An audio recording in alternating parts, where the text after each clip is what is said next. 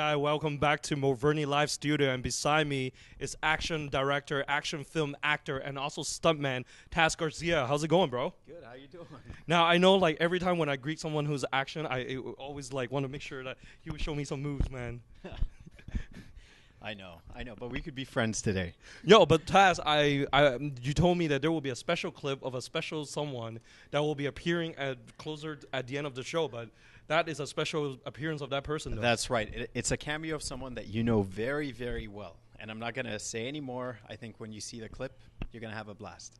So, Taz, first of all, it was very nice interviewing before, and you have the film called Briefcase, another action film. Now, congratulations, because you have another film, which is called The Dead End, which will be having a red carpet on June 8th. That's correct. Yep, June the 8th, Bloor Theater downtown, Bloor Hot Dog Cinema. 700 seats, 2 floors. It's going to be fantastic. Red Not too carpet. shabby, man. Yeah, it's going to be. You're going to be there, right? Yeah, I'm going to be there. Red carpet, man. Yes. I love red carpets. You know that. Yep. Dressed to impress. Oh, VIP media experience.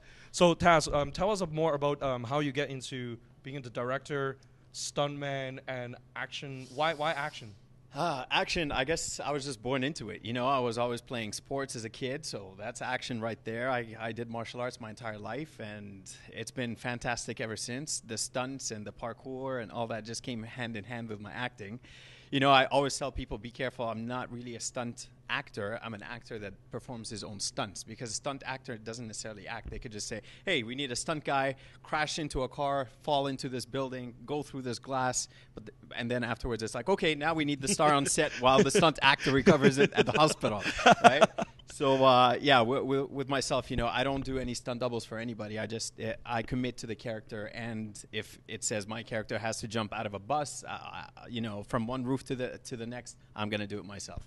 So, are you self-taught in your own stunts and your own martial arts and stuff? You know what? It's been self-taught. It's been professionally taught. I've got a chance to work with Jackie Chan's stunt team once. Whoa. And it's been fantastic. You know, you hear a lot of people that are always saying, oh, I'm so old, and, you know, I'm 30, I'm 32, and then you look at Jackie, and he's sitting at maybe almost 60 now, and he still jumps, and people say, oh, he's so much slower. You know what? You're 30, and you're saying, I'm so old for this. I'd love to see them do it when they're 60s, right? Yeah. But like I said, you know, some of it's self-taught. You know, some of it is professionally taught.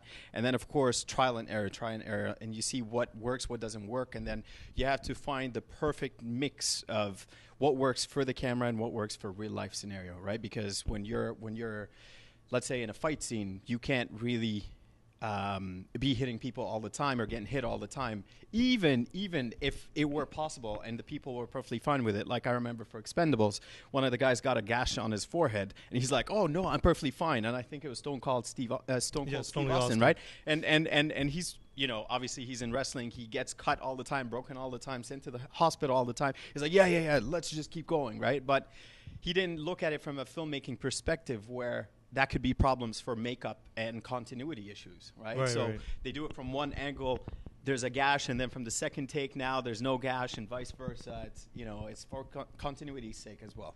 So you look at you're fit, very fit. Do you do a lot of training, and how do you come up with your choreography and stuff? You know what? When I come up with my choreography, there has to be an inspiration. There has to be a reason as to why this fight is happening. You know, I grew up watching a lot of martial arts movies, and sometimes it's just, hey, you're wearing a blazer, right? And they're just fighting for no reason, right? Oh, that's my sister. You looked at her, right? But you know, I always try and find a story within a story. So we follow the script, and then we create the sub-story, which is the motivation as to why this conflict, the physical conflict, is about to unravel and unfold. So, Taz, tell us the story plot about Dead End, and you know, what the audience expect to see. Well, expect a little bit of action, expect a little bit of drama, and expect female assassins that look great. They move really well as well. So they don't only look great, they fight. They flip. They take people down. They're very smart about it. And the most important thing about that movie is you're going to see lots and lots of twists and turns that you don't expect. Wow. Yeah. Well, talking about female assassin, because a lot of action movies always like the male is always dominant. So this one is the female with the looks, the skills, and intelligence. Absolutely, yeah. You know, she was kidnapped at a young age, and she was trained by her boss, Scorpion Head, and the boss is called Scorpion. Scorpion Head, absolutely, yeah. Yo, Scorpion that's Head. awesome. It's fantastic, right? I mean, I'm pretty sure it's a code name in the movie, right? He wouldn't want to be known with his regular name. A lot easier for the police to find him, right? Yeah, it sounds very deadly and poisonous. Exactly, already right? With Scorpion Scorpion Head. Head. You know what? Let's check out the trailer, and then you can tell us more about the production of this trailer of Dead End. So first of all, what's the title Dead End? Like, how do you come up with that name? Dead End? Yes. It's a relationship. Okay. And in other news, the chief of police has identified this act as familiar with current homicide cases they've been recently dealing with in Toronto. He also stated they will be going full force and need only 1 week to apprehend the gang, just in time for the Chinese New Year's celebrations. Wanted for murder in Russia, Japan, Brazil, and the United States.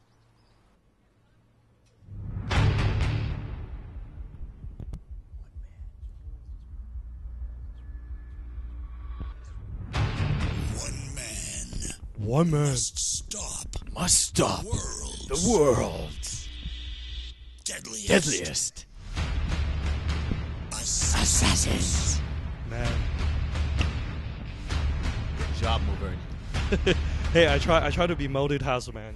You're a director, stuntman, an actor. I got to be more than just a TV host. Oh, there's quite a number of sexy scenes. Oh, look at Taz holding that gun. Hey, your hair looks different there, Taz. Oh, I know, right? I gotta sell all these different looks. Yeah. So, you know, like this one, it seems there are a lot of Chinese New Year, and you also talk about the local of Toronto. I've seen a lot of scenes there. Yeah.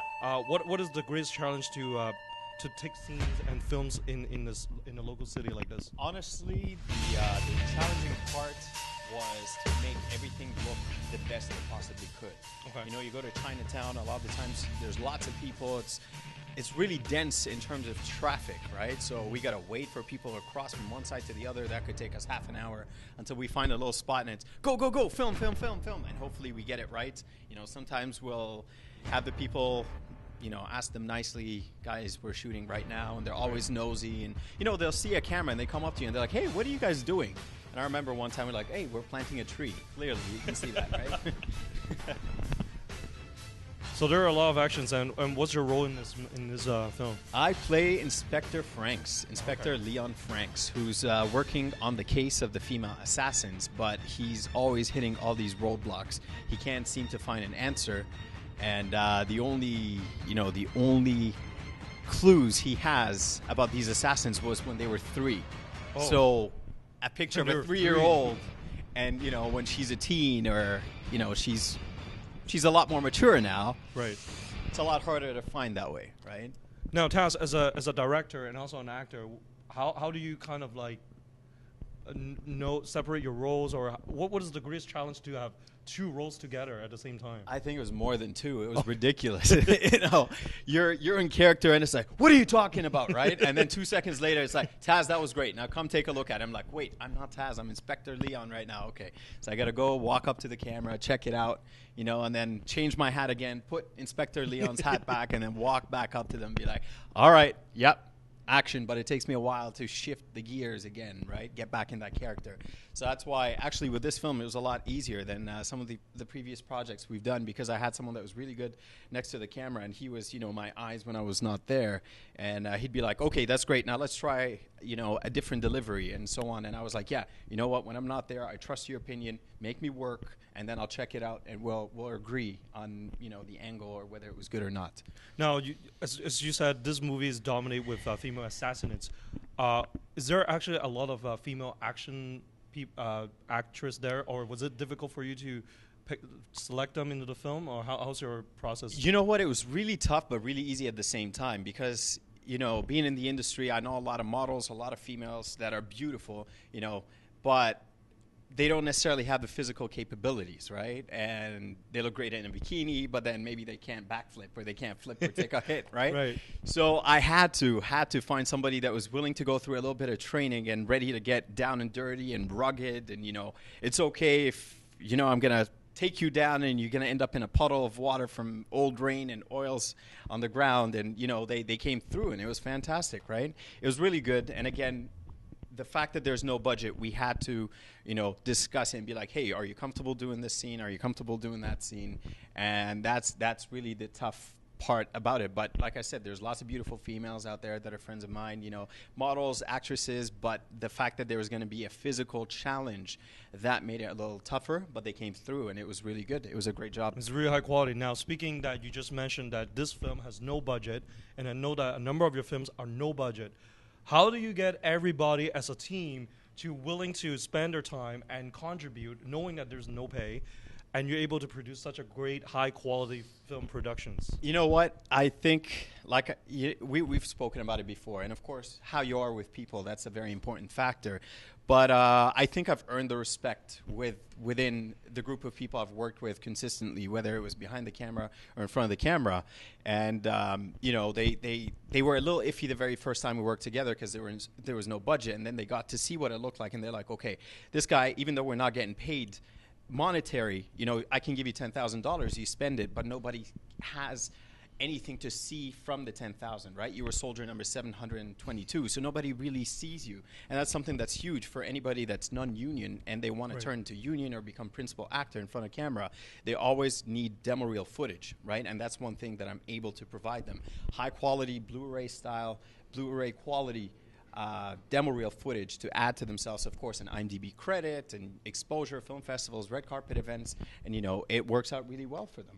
Yeah, so basically you're sending a message to people who are in film industry, especially in the school, telling them, you know what, anything can happen as long as you have a will. Oh, yeah. And you have a team that you're able to produce such high quality films. Absolutely, and that's one of the reasons, where one of the first things that I've heard in film school you're taught is you need money. You need to apply for bursary or some kind of financial support to be able to hire a camera crew, get catering for the cast and the crew, be able to get permits for locations. And I was like, you know what? That is very true. Of course, having money will make your life so much easier. Access to locations, permits. You don't have to do a guerrilla style. You don't have to worry about, spending a little money on gas or food or any of the stuff. But there's a completely different sense of it's satisfaction that comes with doing something when people are like, no, it's impossible. And then you do it, you're like, haha, now what, right? You must be proud.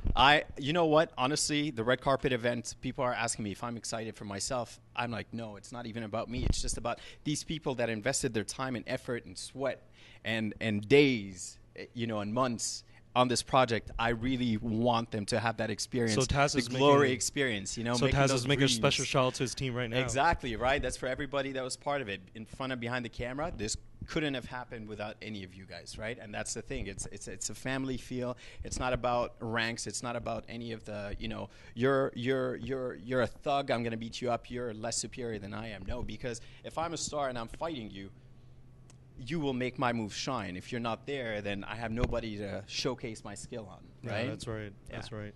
So Taz, what's your next project and what's your game plan? My next project, it's pretty funny. I just launched. Even though I said it was going to be my final directing, I kind of seem to suck at quitting the directing thing.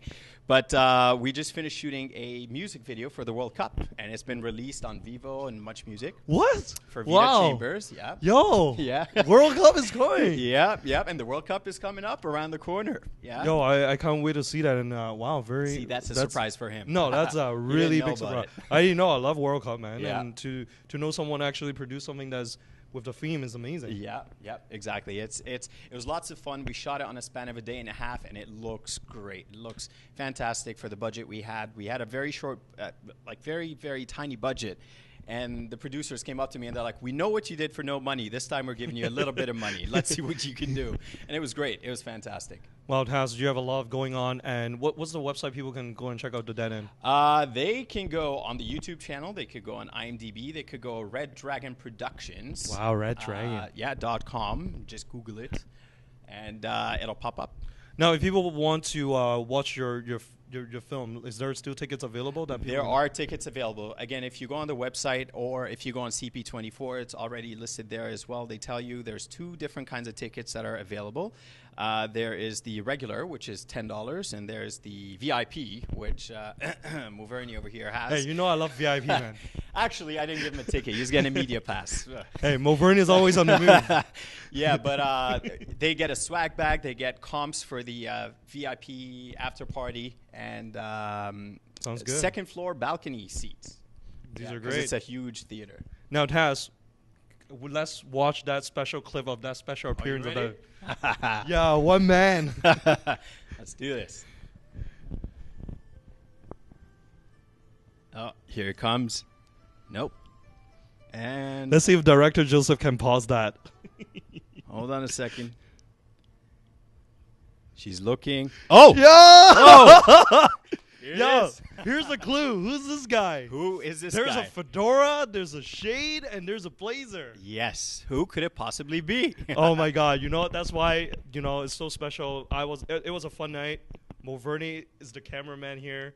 That was a very classic 90s, 70 camcorder. I was running around with it. Yep, absolutely. And you know what? It was a really fun day to make a special appearance on your movie. Yeah, yeah. And it's amazing. It turned out great. He did a great job. I don't know if he's better, in front of the camera or behind the camera. I think he should do it both.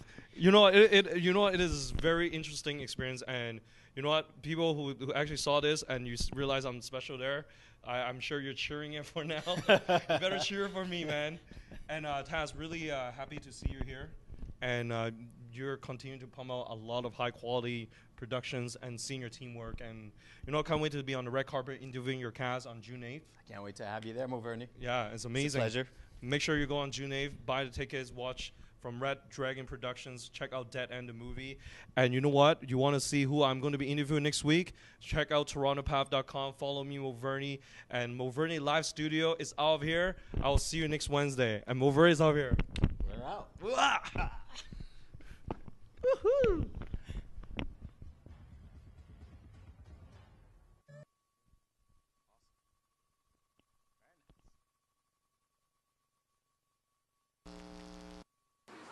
And in other news, the chief of police has identified this act as familiar with current homicide cases they've been recently dealing with in Toronto.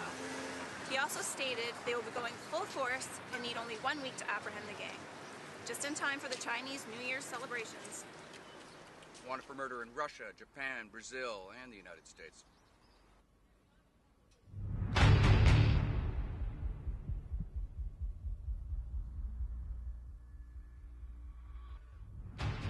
One man must stop the world's